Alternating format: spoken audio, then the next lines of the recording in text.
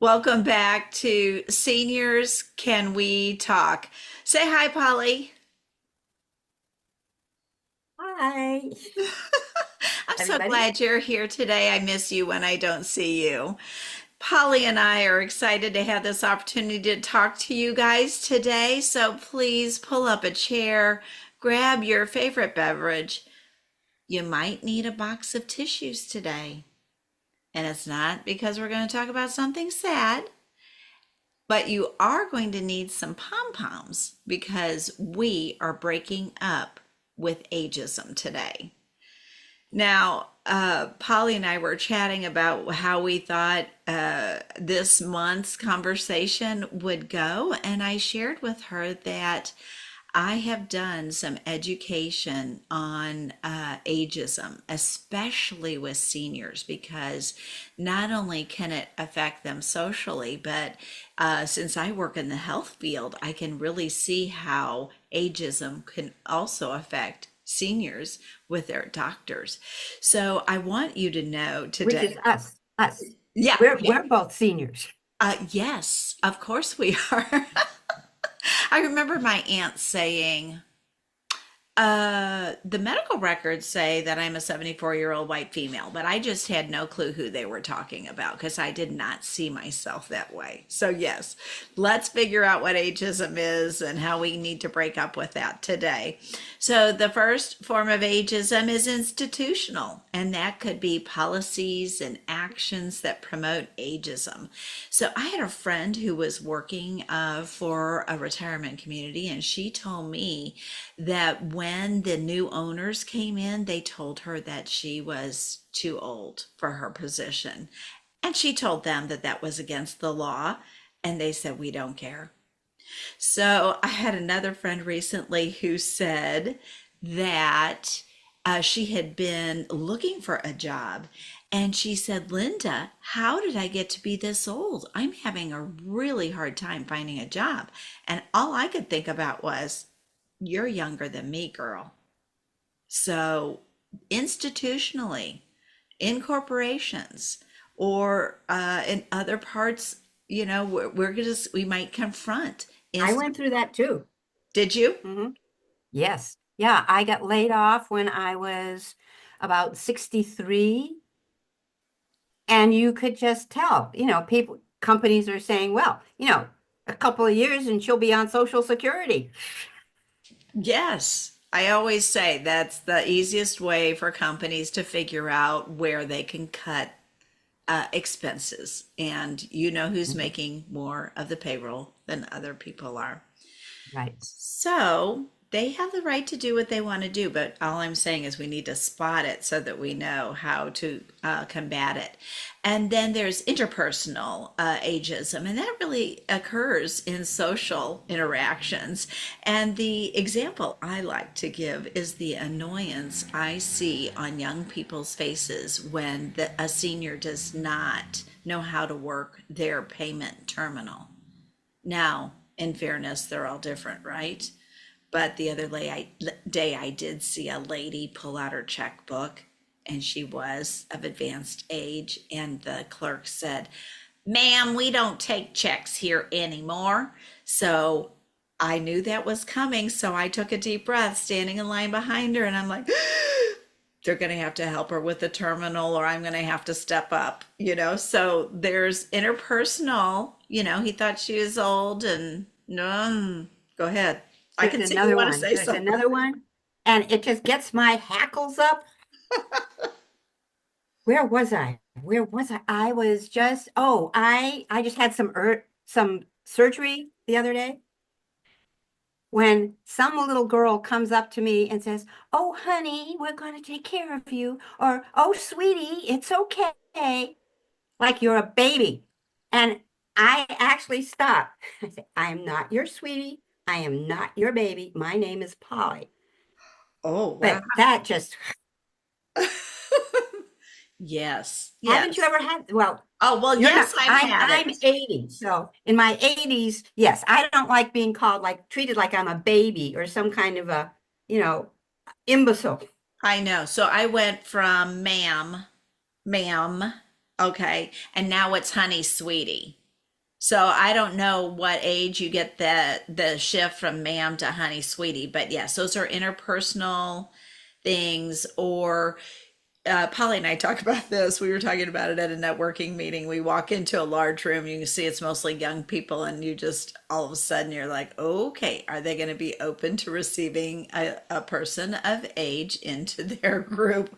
And so, of course, our I don't fit in antenna goes straight up. But I remember being at McDonald's and walking up to the place where you talk to the person about ordering your food. We walked up to the counter, and then and I boldly went right past the kiosk, and I could see them roll their eyes saying, "Oh, it's an older person that One doesn't." of those. Yes, it's one of those. And then I turned around and six more seniors were coming in. And I actually was laughing because I thought, you might as well stay here because nobody wants to order from your kiosk. It's just too much. So anyway, yes. Okay. We're just giving you examples. Sometimes don't you feel you just want to be ornery because Well, they're foisting all these things on you. yes.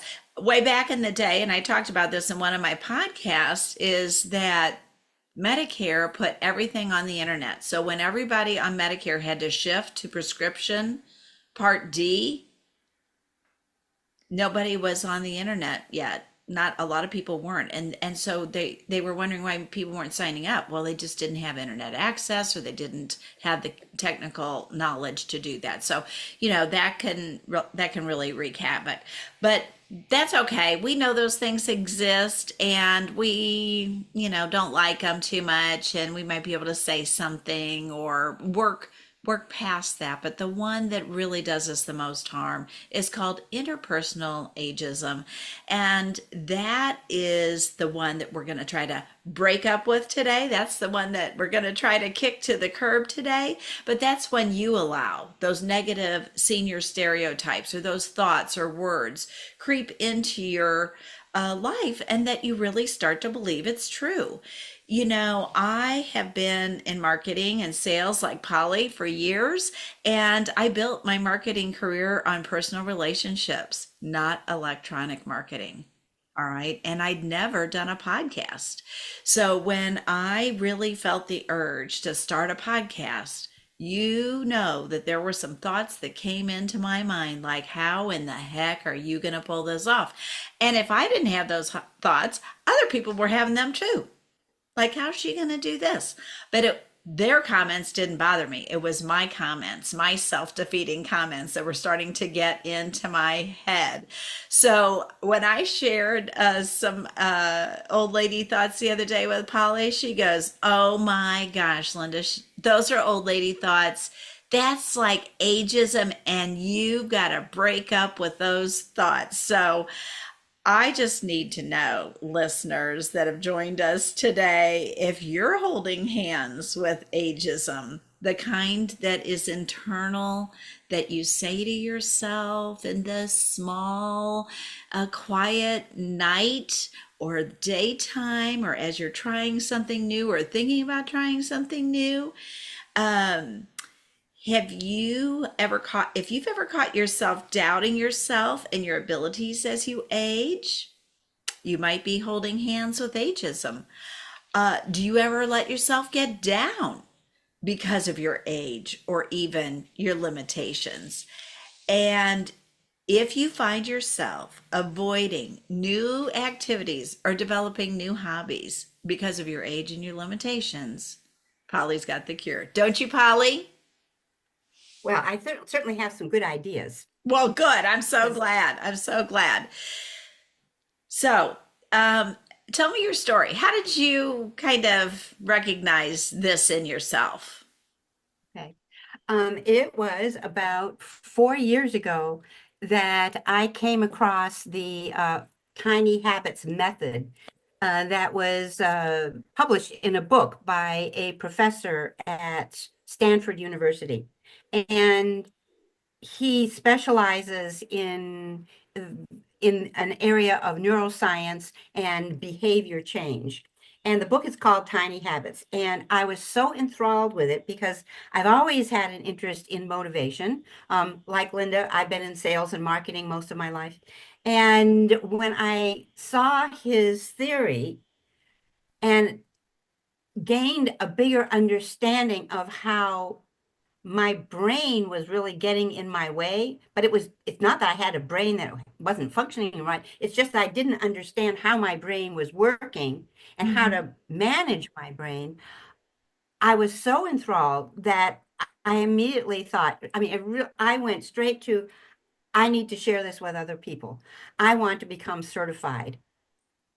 And as soon as I said those words, thundering into my head, comes this huge voice that says, "You are too old to start something new." And that was the turning point for me because literally it stopped me in my tracks. And I realized, oh my God, I am so tired of these old lady thoughts buzzing around in my head. And that was such a big one that because it was stopping me. It was stopping me from picking up the phone. It made me make an assumption, a false assumption, that just because of my age, I probably wouldn't be accepted into the program, or maybe I didn't have enough, master's degrees and PhD. My brain just dreamt up all kinds of reasons why it wouldn't work. Yeah, And in probably less luckily it than was 10 my, seconds. In probably less than 10 yeah, seconds. right, Yeah. right. But that's what started me on the pathway. And when I first became certified, I really didn't, I was going to just sort of be a generalist. I thought I'd be a tiny habits coach. And the more I went on in my life, the more I realized that we're the people who really need this information because there's so many ways in which if we don't understand how our brain works and how to deal with all the ageist kinds of things in our society, all the messages that are sent to us, it can make life really well. It can make life, on one hand, if we don't understand, it can make life really sort of a downer. On the other hand, if we do understand how to manage our brains and how to manage our thoughts from a point of view of neuroscience, we find out that it's a skill and it's something that can be practiced and that we can learn ourselves. So I went ahead, I got my certification, I created a workshop, and it's called, well, I've given it different names, but one of my favorite names for it is Tiny Habits for Joyful Living, because when we can reach the end of a day being proud that we kept promises to ourselves and having a sense of accomplishment, I think it is the golden pill or the perfect anti-aging serum for our brain. I love it. So And anyway, that's how I, I got started yeah, in thinking about ageism and how it affects all of us. yeah. So, first of all, listeners, she said something really important. So, I'm going to go back and get that. But she said, and I love this because it's a habit and a skill. So, that makes it not motivation. It makes it not, well, I don't have the stamina. I don't have the willpower. I'm not built like you guys. I can't do this. No, she said it's a habit and a skill. So a habit and a skill tells me that I can learn it. And that's what I'm picking up from Polly all the time, every time I talk to her. Uh, is it true, Polly, that our brains have a negative bias?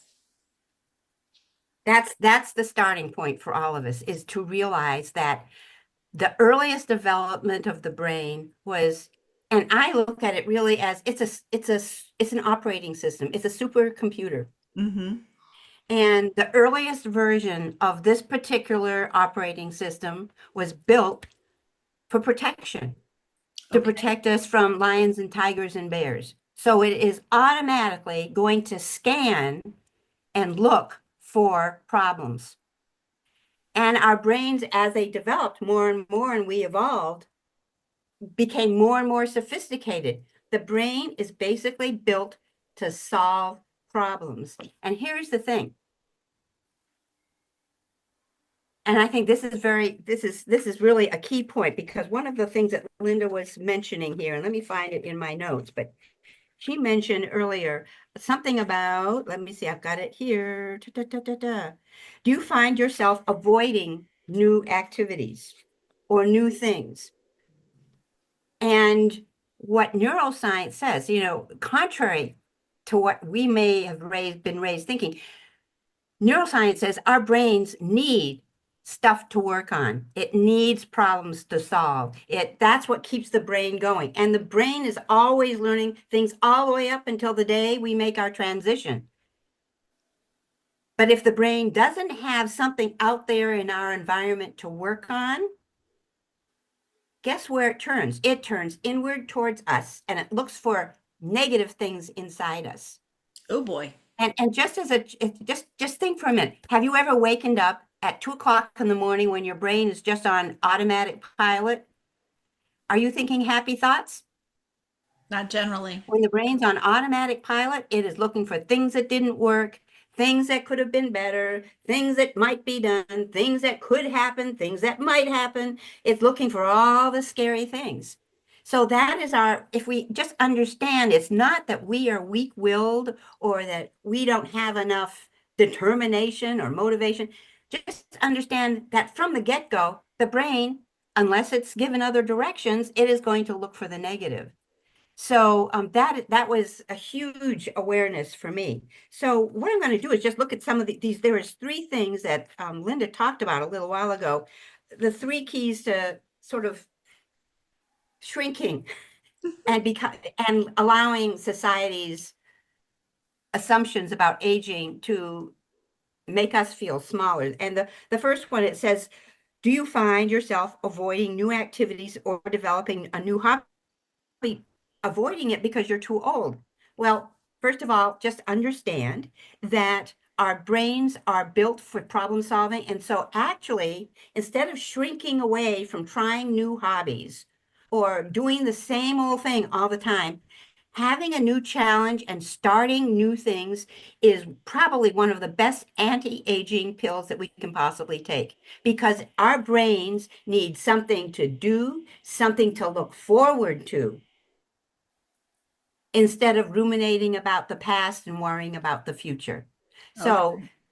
I think probably the first thing that I would say about anti-aging is that our brains need a challenge, and it's up to us to still have goals no matter what our age. Today, I was teaching my class. A lady came in who is 89 years old. She drove herself more than 20 miles to come to this class. And she said one of the reasons she was coming to the class was that she was tired of having a pity party. I love it. I love it. We tend to think that once you're old, well, you shouldn't have goals, or, you don't have to have goals. You don't have to have new things to do. But that is the wrong way to look at it. We actually need goals. We need to try new things. That's what keeps the juices going, and that's what keeps our brain going, because otherwise it's just going to go to the negative. Which All is right. one of the reasons. I'll just interject one thought right there while you Yeah, go to that next question. But I was yeah. just, a lot of people ask me, when are you going to retire? Well, gee, I don't know. Is that really what I want to do with myself? And I really almost think that that word needs to move out of our vocabulary. It does. A lady yesterday she said, well, I'm not retiring. I just am reassigned. I'm reassigning myself to a different That's, task. And I thought I think that's great. that's a much better than retiring. Retiring means I'm going to end it. I'm going to step away. I'm going to Yes, move into well, the it's sort of the sunset. assumption is it's the old cow being put out to pasture. Yes, yes. And so I don't like the term. I'm just going to be honest about that because um, what are we going to do? We have been gifted longevity. So to allow ourselves to not invest in our future, um, I joke that I like to exercise. I'm unique in that, but I figure that every day in every way it helps me to be a better person. And if somebody says, well, she died anyway, what did all that exercising do for her? Then I can say their next breath is going to be, well, at least she tried. And you know what? If that's all I get, I'm happy with that. Well, at least, she wasn't very good at it, but at least she tried. Well, shoot, I want to be good at it, But I love Polly's reasoning. We're getting some really good insight here. Okay, next You know, question. Go ahead. you also, that was a great clue what you said. She was doing exercising, but she wasn't doing, a lot of times we don't start new things because of this all-American way of thinking of everything in terms of winner and loser, Mhm. either all or nothing. Yeah. And one of the things that Tiny Habits has taught me is when we take, when we make progress, if we do something only 5 minutes a week, in a year, we'll have done a whole heck of a lot. We tend to think that we're going to start, we're going to go straight up to the top. And then if we don't, if we fail or real life interrupts us, we think, well, I failed. I don't have enough willpower. I don't have enough determination. And it's just that we were looking with the wrong perspective. It's progress, doing things in tiny steps. That's why a lot of times when we're older, we can get overwhelmed because we tend to think all or nothing. And Mhm. I was thinking when it came to getting certified as a tiny habits coach, I was thinking you have to have a PhD, you're going to have to go to school for 2 years, you're going to have to write a thesis and blah blah, all these other things. You're going to have to go and get a special test and so. And that was just my brain running its thing. And now when my brain starts catastrophizing, I can shake my head and say, oh, no, wait a minute. It's okay. I understand. You're just trying to protect me. I'm going to go ahead and do it anyway. Thank Oh, you for that's good. sharing. I like that. Thank you for sharing, Brain, but I'm not listening to you today. Yeah. But In I other words, appreciate. it's your operating system. And Yes. if you're spiritual at all, if you have any, you realize that there is a larger part of you that is hearing those thoughts. And it's that larger part of you that can make a choice. Hmm. We do not have to obey every single negative thought and just follow it along. And Yes. I think it was probably the last time we talked. I was talking about, Buddha saying, if you chase after every negative thought, you're like a dog chasing a stick. Instead, be like a lion. And that's our higher self that has the ability to make choices instead of just being run around by a computer model that runs the same thoughts, the same patterns, and the same algorithms over and over and over again. And Yes. that's what it Yes. is. It's a computer, and we have a choice. Interesting. So So let's we see, can the we next can thing, alt there was control one. delete on those thoughts. Alt control delete on Yes, those yes, thoughts. all control delete. That's right. Very That's good. right. Yes, that's a very good one. I like that. There was one thing that you mentioned is, do we think negatively about our age? This is what I found being over the age of 80 myself. When I look back, I can remember thinking, oh no, I'm going to be 30. Oh, I'm middle age now. I'm 40. I'm 50. Woo. By the time you get to 80, it's like, I am 80 freaking years old. Whoa, for me. I made it. That is not to downplay the fact that we are all wearing spacesuits that get worn out. There's shoulder replacements, knee replacements. I just had surgery on my eye. Those things do happen. And Right. we do have high health crises and that kind of thing. However, there is more to life than that. There's more to life than that. And again, we have a choice as to how much time and mental and emotional energy we give those things.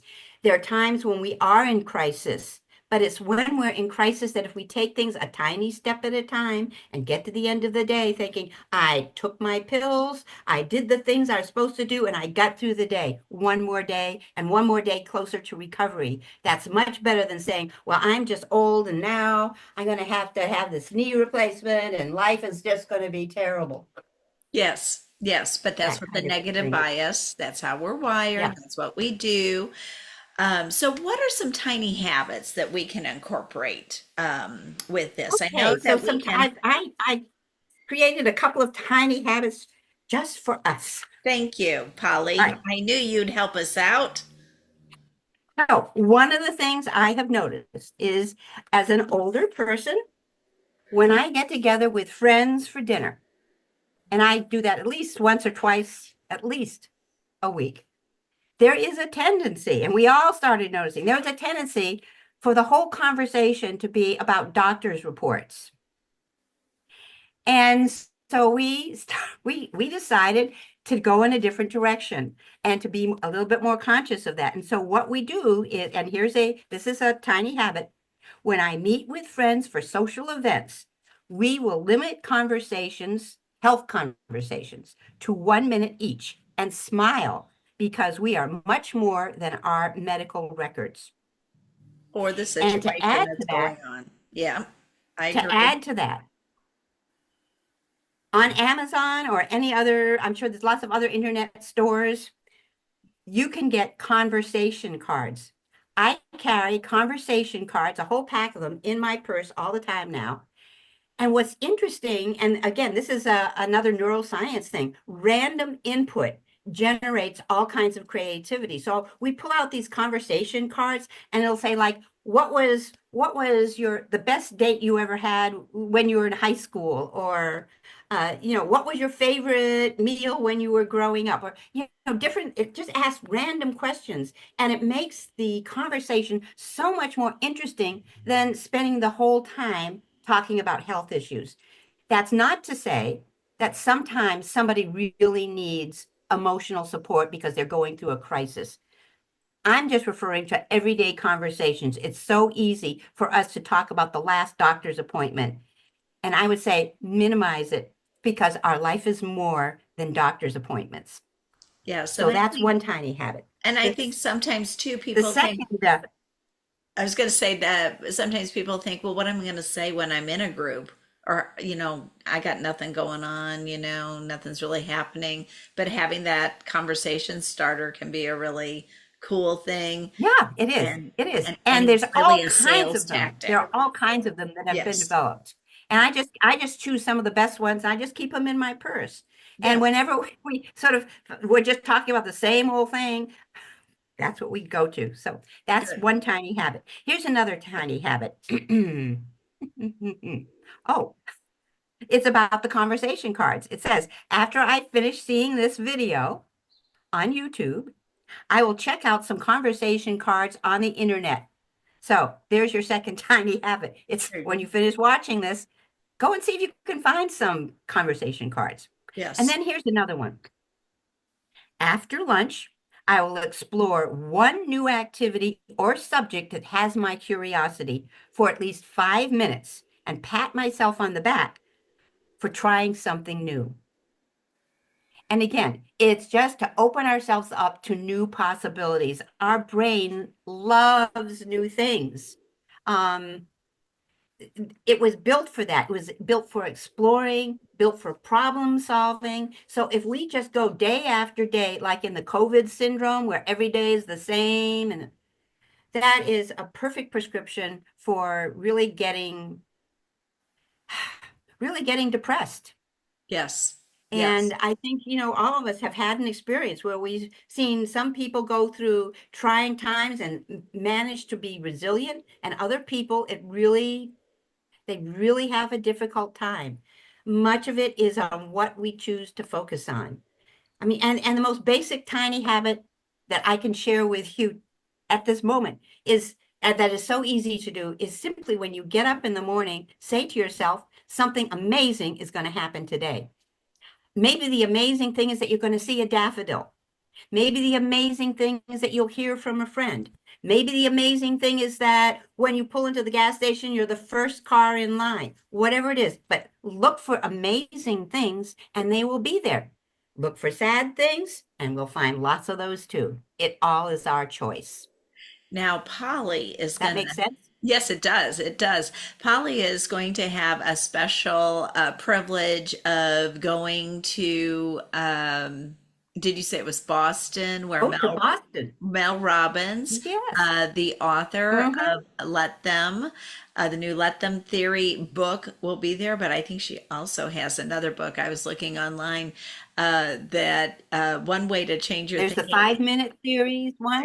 It's the five. Yeah. Five, you say a thought comes in and then five, four, three, two, one, boom. Like it's either gone or you made a decision before you let that, your brain process, almost like you stop the AI generating. Okay, here's Linda's standard answers to this situation.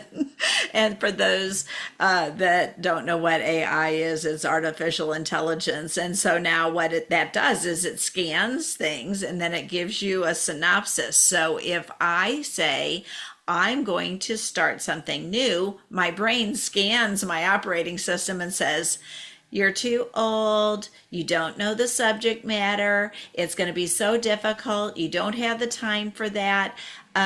Physically, you may not be strong enough for that. And so then I can use some tiny habits and some theories that could help me really Right, get a different right. trajectory. I mean, And you have a sense. You can just tell when your brain, I was going to say, you can tell when your brain's going that way, and that's 5, 4, 3, 2, 1. Thank you for sharing. I'm going off another direction. absolutely. So I bring up the Mel Robbins thing because Polly told us this last time that we were together talking, and she takes pom poms and hands them out to her class. And uh, I was reading recently that we just don't give ourselves enough credit. And so I know myself that I don't do that. I don't pat myself on the back. I don't say, wow, that was really awesome. You did a great job. You managed to kind of put that thinking aside and forge ahead. And so I was asking Polly before we recorded today if that's just typically women who do that or if it's men who do that too. And so I just want to share a little bit about that and that conversation that we were having earlier. Is this women who do that? Were we kind of taught or just kind of not encouraged to kind of say, you know what, I'm pretty special. I got a lot going on in my life. I can really get some stuff done during a day. I put some tiny habits in place and I give myself a lot of credit. Were we told not to do that, Polly, or how did that happen in our Oh, lives? we're basically, at least I was raised in an environment where it's not nice to, to point yourself out. It's not nice to be standing out. You're supposed to be a team member or whatever. It's okay for boys to say, "Yay, I did this," but not for girls, you know? Yeah. So So, that, yes, I think it is true. yeah, I was in a business And I meeting think, and it was with men. And so I was the female yeah, in the room. So I sat there for about 5 or 10 minutes and I listened to them just up, up, up, up, up, up, da, da, da, da, da, da, da, da, da, and it's like this is what I've accomplished, or I've done this, or I've done that, or I've done this, or done that. That would never be a way a woman would probably start a business meeting, right? Oh, hey, how are you? How's your family? What's going on? Have you been anywhere fun? We started went very relationally, so we are yeah, we really talk about other different. people and relationships, and men talk about what they've accomplished, which is why men have classically a very difficult time with retirement. Yes. And they don't have the network of women. So Hmm. women talk Well, about these friends. things. Yes, yes. Yeah, friends. And then friends. And so women talk about these things. We hash them out, we laugh, we cry, and we move on. And we have each other. And then men are not really relationally with other men. And so that can be really to their detriment. In fact, Yeah, from yeah, a yeah, health perspective, a man who has depression will suffer a lot more, and we have to be really concerned if we've done depression screenings on men because if they say they're depressed, they're very depressed, and we need to really recognize that from a health standpoint and offer yes, I would support agree. immediately. So I can do better. How about you guys? The big thing is to be aware of those negative thoughts and to realize that we have a choice. The other thing is to realize how important, how extremely important it is to be our own cheerleaders, especially as we get older, especially if we're living by ourselves. We need that positive, that little positive kick, whatever you want to call it. That's why I give these out to my classes because that is essential. It really is essential.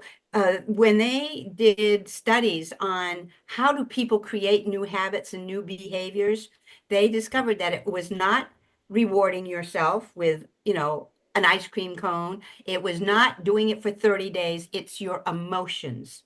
And Okay. when you have happy emotions and you're congratulating yourself, your brain has a wonderful release of dopamine, and your brain, and that's what starts turning everything around.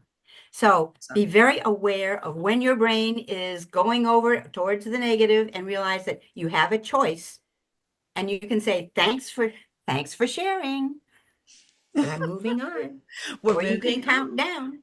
There, that's what we're gonna Mhm. do, and that's what I'm gonna do, and that's what Polly's gonna do, and we hope that this has been helpful to you because we don't want you to feel like you're alone. I have Polly, and now you have us. So please don't forget to That's tune in next month when we come back and talk about something else important to seniors. Seniors, can yes. we talk?